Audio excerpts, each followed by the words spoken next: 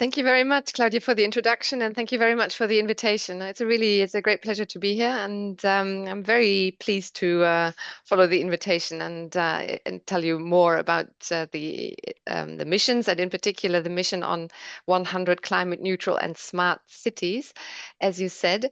Indeed, the EU missions and the mission in particular on climate neutral and smart cities. So, Claudia, as you said, there are 5 missions. There are a novelty under the Horizon Europe program, on the current framework program of the European Union for Research and Innovation. And the idea was really to change the logic in parts of the work that we do, from a kind of sectoral approach, a needs-based approach, to an approach where we start from setting ourselves an ambitious and really inspiring goal, but nevertheless achievable and measurable. And then see, basically looking backwards, if we want to reach this goal by a certain time, how do we get there and who needs to do what to contribute to that? So it basically changes the logic of approaching big societal questions that we have in Europe.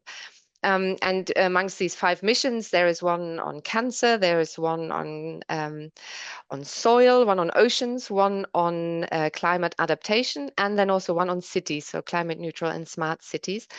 And these missions have taken quite different approaches. And I'll tell you more now about how we went along with the idea of the climate neutral and smart cities idea. So the specific goal that we have set ourselves is to try and have 100 climate neutral and smart European cities by 2030. So really ambitious target, but also we feel really, I mean, it's a kind of time frame that people can relate to. 2030 is something that okay, that's less than 10 years, so we will all hopefully be around. And it's something that you can also imagine in terms of changing things that might need to change by then. So this is the first objective of the mission. The second objective is to not stop there, but we really want to use these cities that we're working with to then act as experimentation, innovation hubs to put all other European cities in a position to also become climate neutral by 2050, which is, of course, the target of the European Green Deal overall, as an overall target. So when we started in 2021, we have thought, how do we go about this? How do we get to the cities? And we launched a call for expression of interest, and we're very curious to hear how many cities would actually be up for the challenge. And it turned out that many of them were. So we had 377 applications, which meant that we did have to do quite a thorough selection process, which we didn't want to do in the first place. We thought we would just basically work with everyone who would be interested. But as there were so many, and as we have restricted resources, we had to make a choice. So we have made sure that we selected at least one city from each member state. You see them here on the slide. In many cases, many from each member state. We have a focus on bigger cities. This is because of the impact that we want to achieve. So this is really a program that is very much directed at condensed European centers. So as cities that have a certain density, in order to, where emissions, of course, are concentrated, but that also then have great opportunities to have a lot of impact in emission reductions. As you can see, we have many capitals. We have a number of cities that you might identify as forerunners, but we also have a number of cities that have and that know that they have a very challenging route ahead to climate neutrality. So it's a mixed group on purpose, and it's a very interesting group because they have cities with very different characteristics and very different approaches. So this is a really nice mix. And in addition, you can also see that we have a number of cities from countries that are associated to Horizon Europe. So some cities in the Western Balkans and in some other countries a bit further afield. So this is the mix, 112 we have in total. And what do these cities now do? They started in 2022, and that's after the selection, to work on what we call climate city contracts. So we wanted to have a really clear structure for our mission. We didn't want to just say, okay, now work towards this, and then we see how we get there. But we wanted to have kind of common framework, common language that these cities can work with, that allows also them to talk to each other and to find commonalities, to work together. So this is why we developed the concept of climate city contracts. And these climate city contracts include, first of all, there are three parts. There's one part on political and stakeholder commitments, basically telling the overall story and also saying who is part of this ambition of the city to become climate neutral. There has to be a cross-sectoral climate action plan, which a number of cities were already familiar with. You might know, for example, of the Covenant of Mayors, of the SECAPs, the Sustainable Energy and Climate Action Plans. So there are a number of commonalities there. And we have said, okay, if you have already got a climate action plan, then by all means build on that. Don't invent anything new, but send us what you're working on already. But then thirdly, also an investment strategy. And this is, to me, a clear novelty of this program. It's a novelty for cities. And it's something that now, as we go along, we really see a lot of value in, because this investment strategy is something that cities hadn't done before. And it really forces them to think very carefully, to put numbers on the things that they know they will have to do, and also to see what of that money can come from public sources, from their own resources, from European and national public funds, but also how much of that really needs to come from private money. So as we know, we will need to all invest in renovating our homes, in really making sure that also private property is, and also businesses, of course, need to invest massively in climate neutrality. So this is all there, and the investment strategy is very much allowed to have gaps, but then we ask the cities to really point to those gaps and to say how they plan to address them. These climate city contracts are done with citizen engagement, with also engagement of the entire local ecosystem. And we very much encourage the cities also to work with their various governance levels at national, regional, and European level to try and really get as much buy-in as they can for this process. So this is the structure of the work. And in order to support the cities to do that, we have, as part of Horizon Europe, set up a so-called mission platform. This mission platform is run by a consortium of many, many partners. I'll show you in a minute who they are. You'll recognize a number of familiar names, of course. And this platform gives tailor-made technical, regulatory, financial advice to the cities. So we have a network of what we call city advisors and city support groups that are then quite agile to respond to the specific needs that cities might have. In addition, cities can work with pilot projects, R&R demonstrators, and there is a big component on twinning and mutual learning, which we really see is very much appreciated by the cities. They really learn very well and best from each other. So there's twinning amongst and mutual learning exercises between the cities that are part of the mission, but also twinning with cities outside of the mission. Because as you know, as I said, the second objective of the mission is to really try and also bring in many other cities and eventually all cities in Europe. In addition, we also have a kind of more traditional, so to speak, portfolio of R&I projects. This is the normal work program that you're probably familiar with, that we publish as every year as part of the Horizon Europe overall work program. So this is the support that we're offering. And then the process works in a way that the cities develop a climate city contract. They submit it to us. It then gets reviewed by the Commission, and in particular by the Joint Research Centre, our scientific service. And then that they're mostly reviewing the action plan. And then we have very close contacts with the European Investment Bank, where a team of experts is reviewing the investment strategies. And if these reviewers have a positive view of the plan, they recommend that we award what we call a mission label to the city. And this mission label then basically is a sign of confidence in the city's plan, acknowledges that the city has gone successfully through this process, and should then create synergies with other programs, synergies at European level, but also at national and regional level, and should help with access to funding and finance, and there in particular also with private capital. So maybe a bit more in detail. So this I have already, I think, mostly explained. So the Climate City Contract is the document that structures the process, has different layers. You can see there different sectoral layers, but with a very cross-sectoral approach. And this we hear now from many cities is new to them as well. Many cities had a transport plan, an energy plan, a waste plan, but putting it all together and then seeing how these different components add up and if they actually add up to climate neutrality, that is also in their case quite a new experience. And for many of them they said it's a painful process, it's a lot of work, but it's really worth it even as an exercise for themselves to really understand fully where they stand on the way to climate neutrality.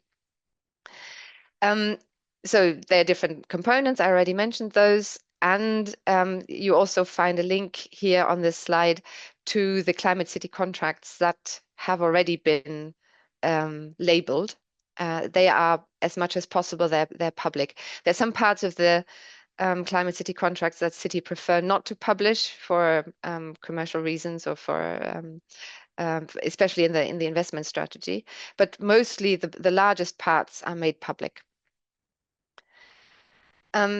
This is, as I said, a big consortium, our Net Zero Cities consortium, who are working on the mission platform.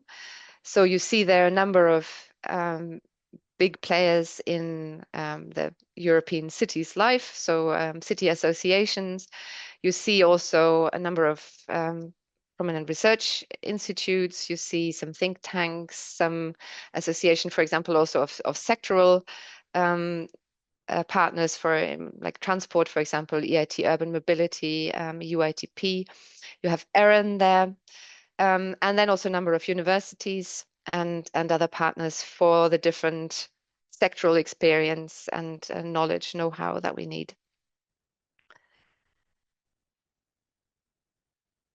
The mission platform also has a portal, and there's also a digital component to this work. So we really encourage cities to also use that space for exchanges, for contacts amongst them, but also to look at the various resources that are already there. So this platform is openly accessible. There's a link here as well. So you would have to register if you're interested, but then the registration is free and it's quite straightforward. And then you have access to the resources that we really want to also promote to other cities in particular, because we feel it's mostly useful for cities. So there's an interactive guide, for example, to this, how we picture this climate transition and how the different steps of the Climate City process works. There's a big knowledge repository. So we already have many entries of searchable entries of knowledge that already exists, including, for example, what we call solutions fact sheets, which are technical solutions to common problems that cities are facing.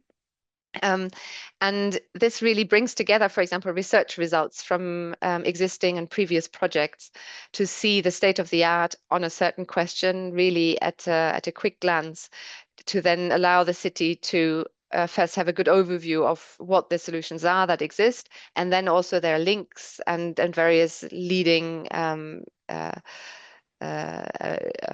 information of where else to go then for more detailed information. So many other things also available on this site. So I recommend that you also have a look if you're interested. This is a bit of I won't say much about this, but just to say that there is also this pilot cities program that I mentioned. So cities can apply to either by themselves or as a group to do pilot projects. And there are various cohorts and calls that are already going on. So this is also yeah, just a lot of activity happening meanwhile. And the twinning program that I mentioned as well, where right now there is, the last point is actually not fully up to date. So the call is now open for twin cities, and it closes at the end of October. So if you, or if you know of a city that might be interested in twinning with a mission city, right now is an opportunity to join as a twin city by the end of October.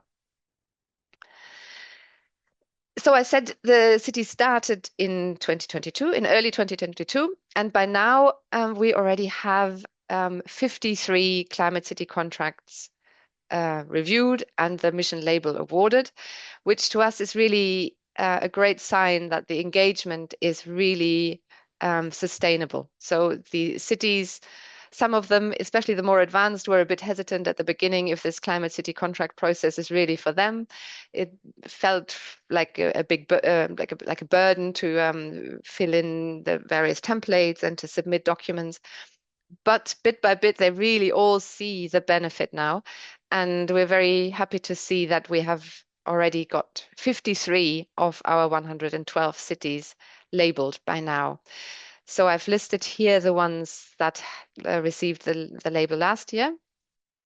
We've had a first window already in October last year, then a second one in March. And actually, just yesterday, so this is very fresh news, we had a group of 20 cities that received the label yesterday. So we had a nice event in the framework of the European Week of Regions and Cities. And this is where the label was awarded to 20 more cities.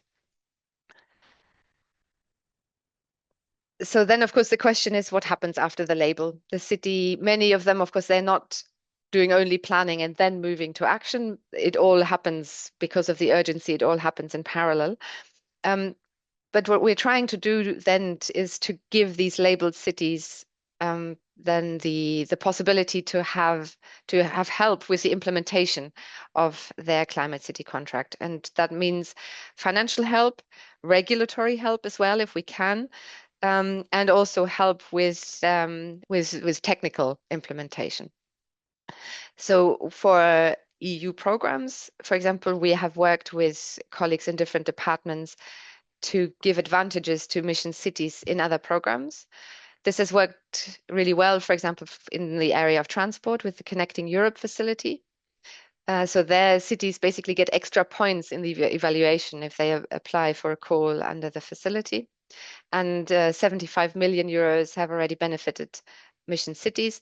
There are also various other programs, LIFE, the Urban Innovative Actions, regional operational programs as well.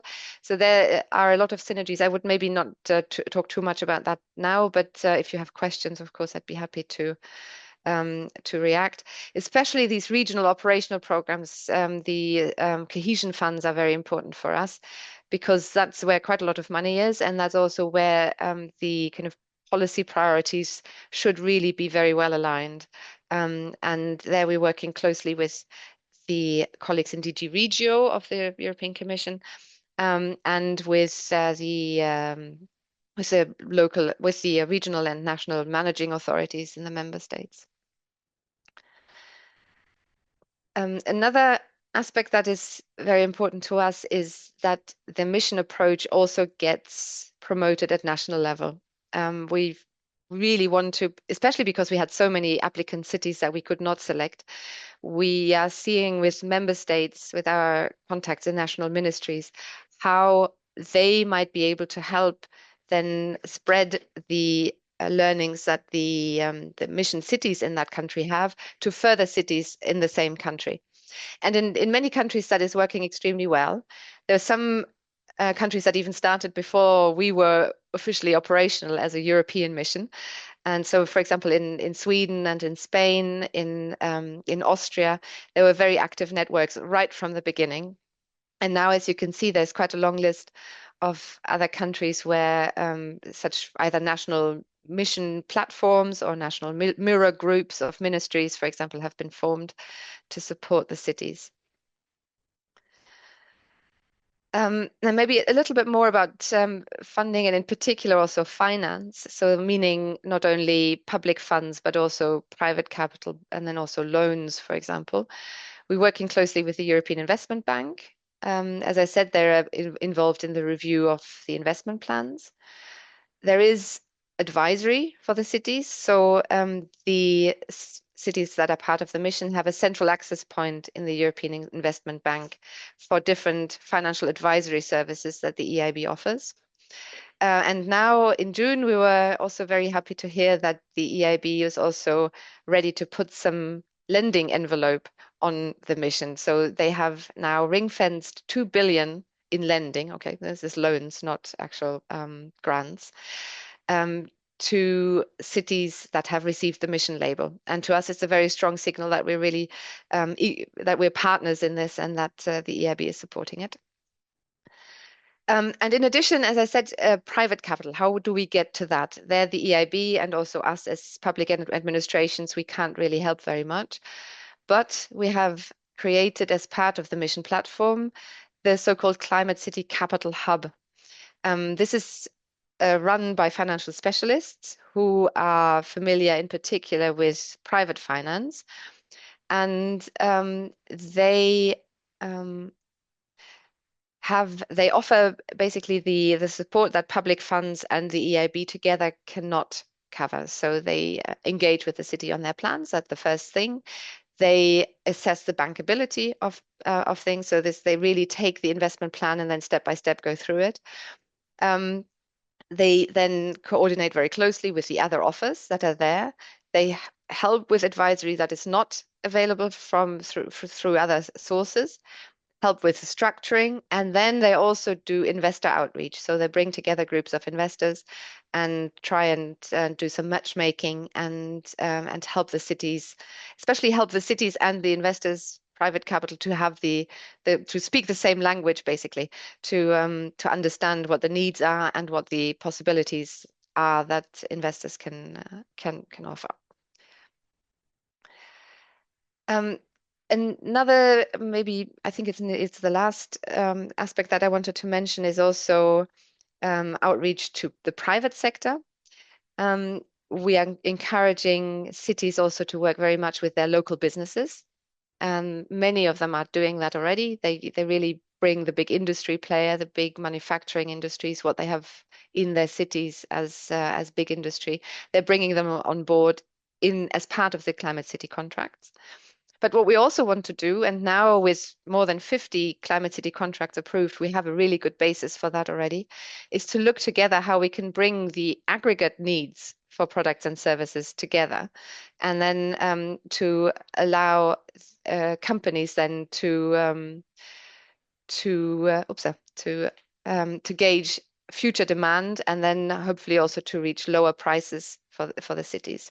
So there's also a whole strand of industry involved, and maybe also for your interesting for you as well, that there is also a whole research and university strand supporting the mission. So there's also a lot of reflections going on what future research needs of cities might be, what the research agenda to support the city's mission looks like now and what it needs to look like also for the coming framework program that we are starting to prepare now for the next multi-annual framework, which is starting in 2028.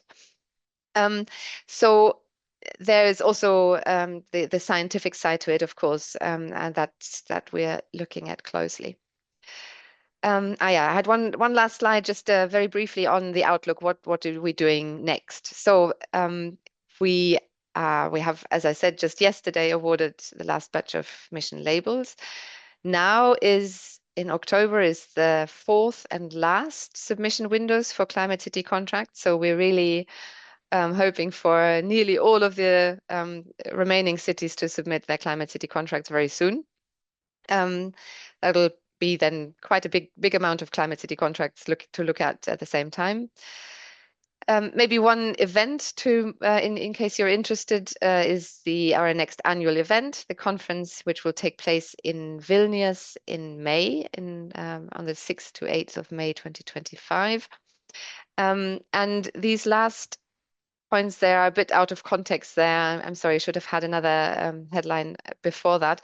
These are actually our candidate commissioners that are now, as you know, it's a transition period. We are waiting for a new college of commissioners to be confirmed by the European Parliament. And our old and new president, Ursula von der Leyen, has written so-called mission letters to nothing to do with our mission, but mission letters for to define what she would ask her new college to work on. And the new designate for the research portfolio is Ekaterina Zahareva from Bulgaria, who in her mission letter has an explicit reference to missions. So intensify our efforts. That's the guideline. That's what she's being asked to do. And so by extension, she will be asking us to do that. So this is the future of the mission in the next mandate. And we also find it very interesting to see that the designate for executive vice president, Raffaele Fitto from Italy, is also being asked to develop an ambitious policy agenda for cities. So there, of course, we also see a very strong link and big opportunity for our work in the cities mission to then carry on with the work that we've started, and that, as you can see, has already advanced quite a lot. So I think that was the end of my presentation. I hope that was useful and sorry, I'm just trying to get rid of the slides. So thank you very much for your attention, and I'm looking forward to your questions and to the exchange. Well, thank you so much, Wiebke. That was very, very nice indeed for us. I think it is often in a project you start drilling down into details and smaller things, and so it is always good to step back a little bit and have the bigger picture and the bigger overview, which you presented very, very nicely. So to the audience, have you any questions to Wiebke? A unique opportunity. Don't be shy.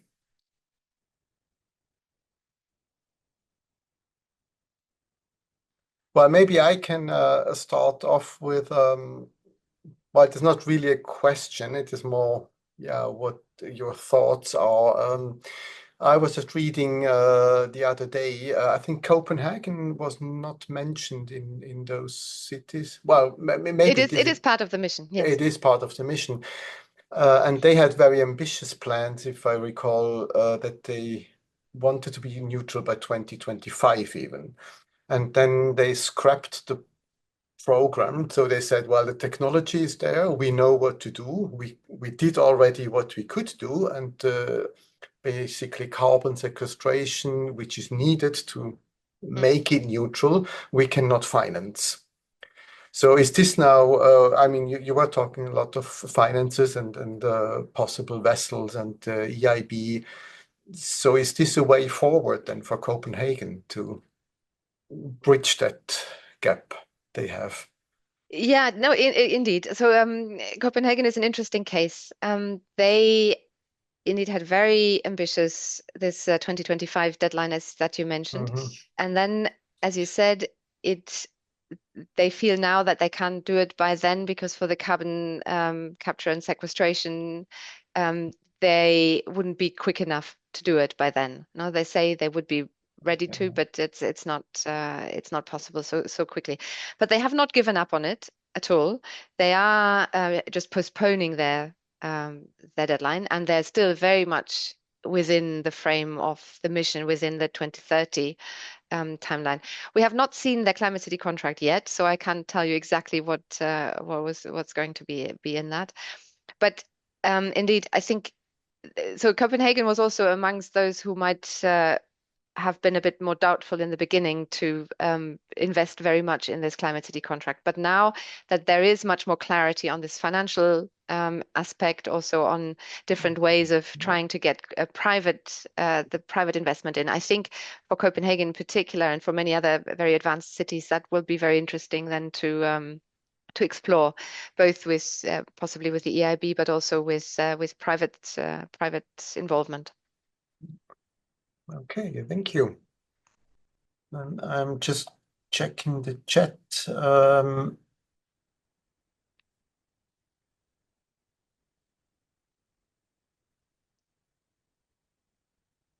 is a long question from Angelica. Would you like to just Yeah, sure. ask that Hello. question? Hello, good Yes, morning. hello. Hi, so I'm Angelica. I work in Origins and we are part of the ICOS team. And I was wondering, how can the research and all the work that has been done by ICOS is connected to the 100 Climate Cities Initiative? Because I'm not sure that these components have been integrated into their climate city contracts. So I was wondering, where does the EU what's the position about integrating carbon observation as a component in achieving net zero targets? Yes. So the maybe just to explain a bit how we do the more technical emission monitoring and collection efforts. So basically, the approach that we have taken is that the cities should carry on using the systems that they already have. So the cities that already use certain ways of monitoring and of measuring and monitoring emissions should carry on with that. We give technical help through our mission platform for those that don't have that, and we do the let's say the comparability analysis and all of that behind the scenes. So there's some specialists in as part of the consortium and some specialists in the Joint Research Centre who are working on those methodologies. And they have a very good overview normally on the whole landscape and everything that exists. But if you feel that there is something that hasn't been taken into account in that work, I'm not the technical specialist. I have to say I'm a generalist. I don't know exactly which pieces of the puzzle fit into that picture. But I'd be very happy to ask and to get you an answer specifically when if you feel like something is not taken into account. Yeah, I was just I'll put my camera because so you can see me. Hi. Hi. So yeah, I was just wondering, are there any specific links between ICOS and the 100 Neutral Cities project? I can't tell you by now. I'll ask Okay. Well, follow up. But uh, maybe you know, Claudio. well, not as such, I think. I mean, we are in contact, we are aware of it. Obviously, we are funded from the EU Commission through the Green Deal, or one of the calls. Uh, but this, I mean, I was a little bit curious about the same question actually. That because you mentioned, Wiebke, that well, one part of the mission is that, well, you have very concrete, specific goals. You write this in a contract. You do things in a city, but then how do you measure it actually? How do you come to the conclusion? Yes, okay, we built, I don't know, we have planted 100 trees, or we built 100 kilometers of cycle path, but what does it actually means? I mean, does it has any influence on Mm. apart from, I mean, it is easy to take emission numbers and say, yeah, well, let's have this number. We have balanced it out. We are all good. But then it is not measured, and this is, I think, a little bit in Exactly. Angelica's Mm. Yeah, question, no. because we are coming from the complete opposite. Yes. Yes. So yeah. No, indeed. So, and this is actually, it's a really important point, this monitoring, because as it's such an ambitious project, we are under a lot of observation and we are under pressure as well to show that the mission is having an impact. Um, and of course, as you say, I mean, there are certain movements in emissions, but to what extent are they actually attributable to what the mission is doing, to what the cities are doing, at what point? So there is a whole indicator framework that the mission platform has developed, And this is something that I think they would also be happy to share. I'll check with them if you're interested. Then I can send you I can send that around. Then maybe you can see more closely also how this fits with what you have to contribute. And this is then also looked at quite closely from the JRC. So there is an overall structure, but it's also, as this mission is a completely new, nobody had done a mission before. So we are basically developing this as we go along. So it is nothing is set in stone. We developed the climate city contracts as we went along, also in cooperation with the cities. And in the same way, there is this indicator framework now. But this is also still to be filled in and developed and tested and tried by the cities as they now go into the implementation phase of their climate city contract. So it's work in progress, and input is always very welcome. So I'm happy to give you some leads and then also maybe put you in touch with a colleague who might be more knowledgeable than me. Yeah, I would love that. And just welcome, because I think it's a great initiative, and I think what you have done is accompanying the cities to get to this target. It's a huge work. I mean, it's and we know that it's done in Europe, and I'm from Colombia, so we know that some other places is not being done. But there's no, I mean, the cities have engaged to reach those targets, but there's no objective of controlling if they are getting or not the target. There is. Is there? Okay. So I mean, there's no penalty, of course. We're not. It's Mhm. not. We're not in the business of trying to have a very constricted process where we would then in the end kick them out when they don't advance. So because we know also, of course, that there are many constraints that cities are facing, and that there's also a lot that is not really under the city's control. We have to be honest about that as well. There are many developments that they can't really influence. So there is very close monitoring. There is also a mechanism in case a city really actively backtracks. Oh, of course, there's the risk also of the political cycles in some cases. So far, we haven't seen any of that. But if the mayor's office changes direction completely and then undoes the things that they have promised to do before, then of course there has to be also a mechanism for the mission to react to that. But we do monitor very, very carefully, and we are, for now it's a bit anecdotal to start with, but then over time we really need to strengthen that part of the mission. So far, we've been very concentrated on getting the cities to the label, and now we're putting more emphasis and more of our thinking also into the next phases. How do we then monitor it, and also finding the right balance? I think that's important as well, that of course we need to be stringent. We need to show that this is not a greenwashing exercise, that once you get the label and then you're done. No, the hard work is now, it's after the label. But that also we need to be sure that we don't put too many burdens on the city administrations, because they have very limited staff, they have limited resources, and they want to do the work. They don't want to spend their life recording figures and filling in forms. Okay. Which thank you. Thank you very much. Brings me maybe to the question Daniel asked in the chat. What are the top 3 most significant changes investments most cities are aiming for?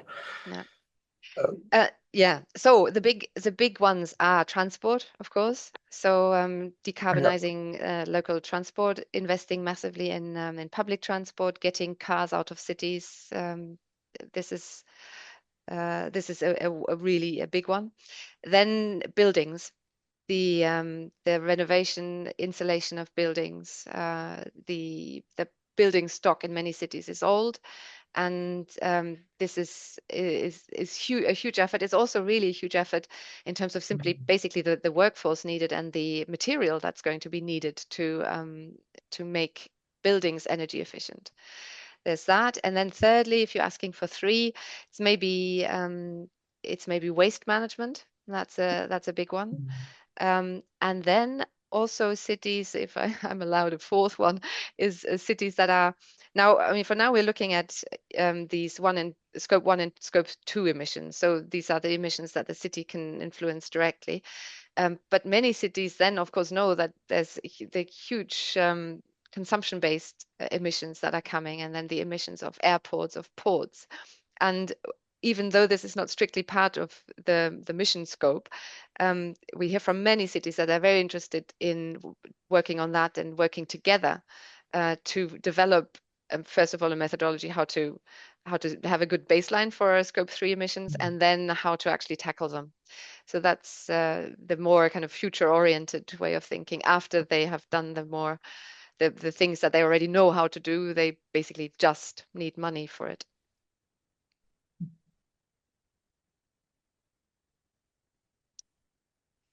And I think there was one more other I saw earlier. from There was a question from Yvonne. Yvonne, Yes, yes. yes. Yvonne, are you still around? Hi, yeah, Please I'm go still ahead. around. Thank you so much for this wonderful presentation. I was actually wondering, you mentioned at one point that you have a platform, or I don't know, where I was maybe phasing out at that point, that you have gathered somewhere the information of what are the research topics that are currently and in the future really the ones that are yeah, high priority, let's say. So I was wondering, where is that to be found, that kind of information? Yes, so there's a community that had a conference in June about the research agenda for the city's mission.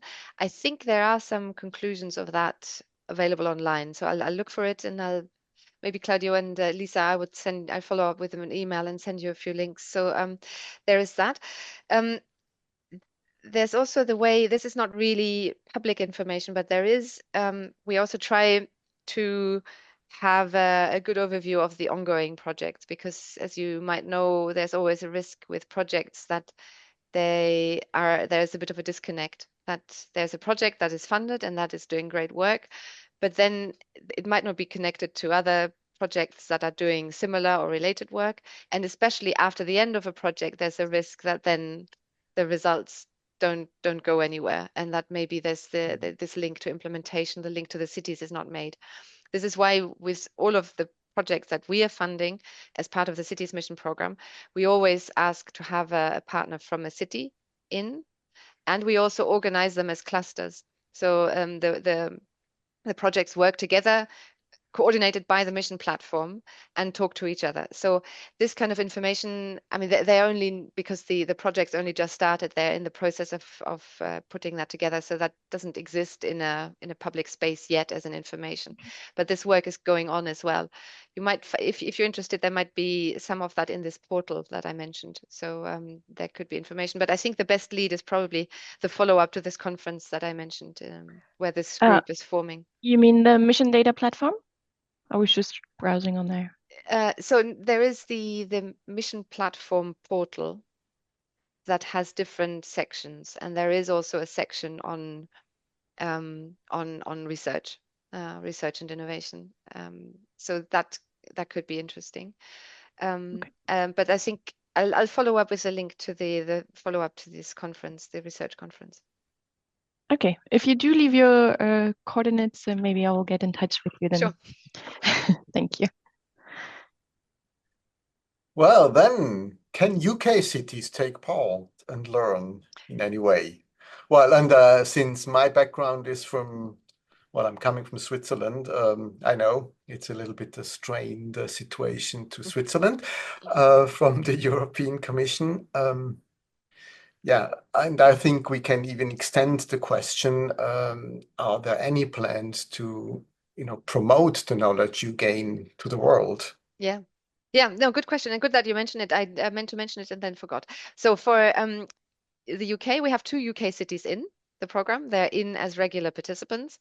For a while, we had to scale down a little bit what we were able to do for them, but they're full participants, and they're very engaged and very happy to be part of it.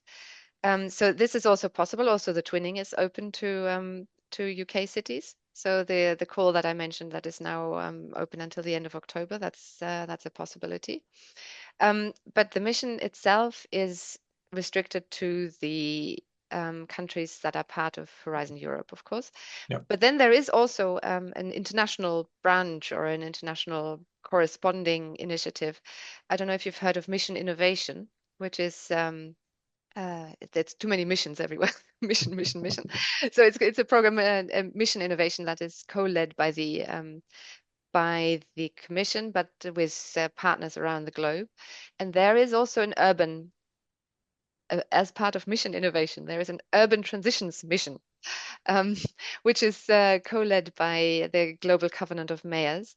And there we have a really close link. So we know the people managing that very. There's also some overlaps in the consortia, and this really helps. So this really helps to then spread what the EU cities are doing to the wider global community.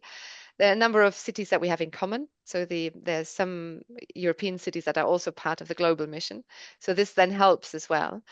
The global mission is much less structured than our mission. So because we can't impose such a stringent process as this climate city contract process to partners around the world. But there is very active exchange. There are conferences. There's also a lot of peer learning being organized. So exchanges, twinning between different regions of the world. And there again, I'll follow up with a link to the UTM, the Urban Transitions Mission.